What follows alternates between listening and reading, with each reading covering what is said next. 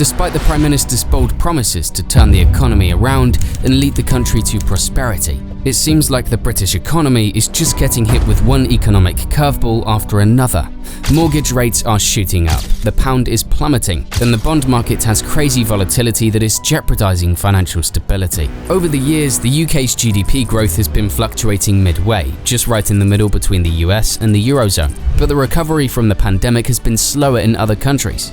It's almost like they're stuck in a dark place where everyone else is facing similar issues, but they're the ones getting the worst end of the stick.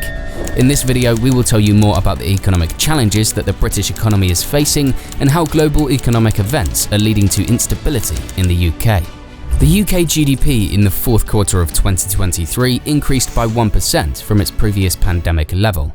In contrast, the GDP of the Eurozone increased by 3%, while Germany's GDP increased by 0.1%. During the same time frame, the GDP of the other G7 economies grew faster than that of the UK, with the US experiencing an 8.2% increase. As previously mentioned by the chief UK economist at Pantheon Macroeconomics, Samuel Toombs, we expect the UK to be the first to enter a recession and the last to pull out. In many ways, Britain is facing the same economic struggles as the US and Europe due to the pandemic and the crisis in Ukraine, rising inflation, crazy high energy prices, and declining job opportunities. But Britain's got a little extra problem it brought upon itself. According to David Hennig, who heads the UK Trade Policy Project at the European Centre for International Policy Economy, the economic situation in the UK was already shaky due to uncertainty following Brexit. Since the decision to leave the EU in 2016, foreign investment has dried up, and trade with the EU, the UK's biggest trading partner, has slowed down significantly. The country went from being part of the world's largest trading bloc to being on the outside. The Office for Budget Responsibility, a government organisation that analyses state finances, predicted in October 2022 that Brexit will ultimately reduce the UK's GDP by 4%, which is a bigger blow than the impact of the pandemic.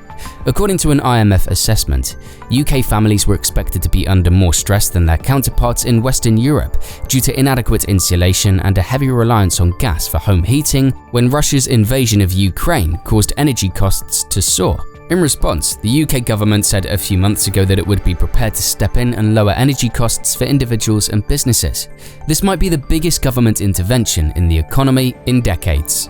The adjustment will cost almost $108 billion, according to calculations made by the Independent Institute for Fiscal Studies. Actually, Brexit isn't the only problem that the British economy is facing. More events add to it. But before we talk about it, if you like the video so far, please consider liking and subscribing to the channel. Yes, there are other concerns that experts are worrying about. Here we talk about 3 concerns. Concern number 1, increasing inactivity. The job market in the United Kingdom is extremely tight, according to economist Marcel Alexandrovich, as compared to several European neighbours. Because businesses boost salaries in order to attract and retain workers, a shortage of workers could contribute to crazy high inflation. However, there is another problem in the UK. Individuals who are still of working age are leaving the labour market and are being labelled as inactive. Although the UK has traditionally had a lower rate of inactivity than some of its European peers, during the outbreak, this number has increased significantly. Several economists, most notably Alexandrovich, think that by implementing this policy, the UK is causing its own special problems. He mentioned that it looks like it is a long-term sickness, rather than just some long COVID at play. There's a mounting problem with healthcare backlogs that's adding to the lack of flexibility in the UK labour market, on top of Brexit's impact on migration. This takes us on to the next concern. Concern number 2, unemployment. In the last quarter of 2023, the unemployment rate in the UK was 3.8%. The good news is that this is lower than the Eurozone average of 6.5% and the G7 average rate of 4.1%. But the bad news is that this is still high compared to other European peers such as Germany. Concern number 3, COVID-19 pandemic. For at least part of the story, Hunt and the Office for Budget Responsibility are doomed because of the crippling effects of the COVID-19 pandemic. In general, economic production in the UK would still be 0.4% lower than it was prior to the pandemic, according to data from the Office for National Statistics. But the Office for Budget Responsibility predicts that the country is expected to return to pre-pandemic economic levels by the end of 2024. Prior to Britain's economic recovery, the Office for Budget Responsibility projects a 2% decline in GDP.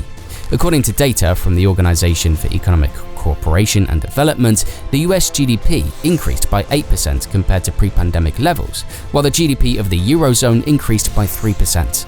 Now, you must be wondering how global events that take place in every corner of the globe are impacting the British economy.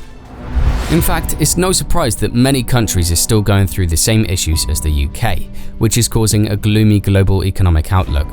Most countries were expecting interest rates to go up after being super low for a long time, a process called normalization of monetary policy. But now, due to a big increase in inflation from Russia's invasion of Ukraine and supply chain problems from the pandemic, major central banks are tightening monetary policy even more by quickly raising interest rates. The recent rate hikes and stricter policies from central banks could potentially stir up some serious financial and budgetary chaos.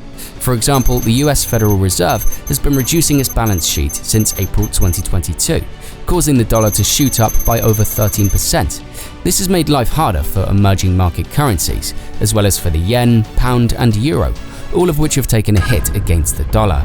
The rise in inflation is hitting the Eurozone and the UK particularly hard, and it's also pushing up sovereign bond rates, which isn't great for financial stability. Plus, borrowing money has gotten a lot pricier since August 2022. Now that you know how things are going on overseas, you must be wondering, how is Britain doing in the middle of all of this turbulent global economy? When looking at how much more productive workers have become from 2011 to 2019, the United Kingdom is right in the middle of the pack. Productivity growth measures how much a worker can produce in an hour. It's a type of growth that doesn't lead to prices going up, and it's something that regulators really care about. According to OECD data, the UK's productivity went up by 0.7% between 2011 and 2019, the same as France and Germany, and better than Japan at 0.4%. However, it's not as strong as the US and Spain, which saw increases of 0.8% and 0.9% respectively. The head economist of TS Lombard, Freya Beamish, claims that trying to drive growth with big investment plans while sticking to strict borrowing limits is a major factor in the low rate of productivity growth. The reality, according to Beamish, is somewhere in between. She mentioned that economies are multidimensional, and Brexit was binary, so Remainers are overly gloomy and Brexiters were overly optimistic. However, policymakers who lack vision and are driven to check holes that they have set up themselves will ultimately condemn the economy to an unfavorable outcome. Moreover, a short-term decline in the value of the pound would make imports very expensive, raising living costs and inflation in an island nation that imports more than half of its food, fuel, and other necessities. In reaction, analysts believe that any action taken by the Bank of England to hike interest rates will put the country in a peculiar position of trying to pump the tires while the government speeds up the engine. Although some have compared the UK to a developing economy, or as former US Treasury Secretary Larry Summers put it, a sinking market, Britain's status as one of the biggest economies in the world may provide a degree of assurance that households in the UK don't have. The UK has the second lowest debt to GDP ratio among the G7, and unlike underdeveloped countries, its debt is issued in local currency. Although Greek and Italian debt now seem advantageous due to British bonds, a real financial failure is thought to be extremely unlikely. Nevertheless, the markets are now starting to lose steam. Politically, this is a nightmare, according to the Dartmouth College of Economics professor David G. Blanchflower, who called this a huge vote of no confidence from the markets. The United Kingdom is facing a global trend that is shifting the economic balance away from its economy. In less than 20 years, the UK's GDP has dropped significantly, going from stronger than China's to around 9 times smaller. Additionally, the pound no longer holds the same weight as the US dollar, meaning that financial markets will punish it if it strays from the norm. Despite having a prime minister who is seen as reliable, the UK government is struggling to retain global investor trust in its financial stability. Looking ahead, the Bank of England and many others believe that we are just at the beginning of a series of tough quarters that will mark the start of a long crisis. Looking back, it's pretty concerning that the UK economy is not as strong as it was 3 years ago, right before the pandemic hit. Not only is the UK economy shrinking, but it's also the only country that hasn't fully recovered from the economic damage caused by the pandemic. Surprisingly, the UK economy is still smaller than it was before the pandemic hit in 2019. Thanks for watching till the end. If you found this video interesting, make sure to hit the like and subscribe buttons to receive more content, and share with us your thoughts in the comments section. See you in the next video.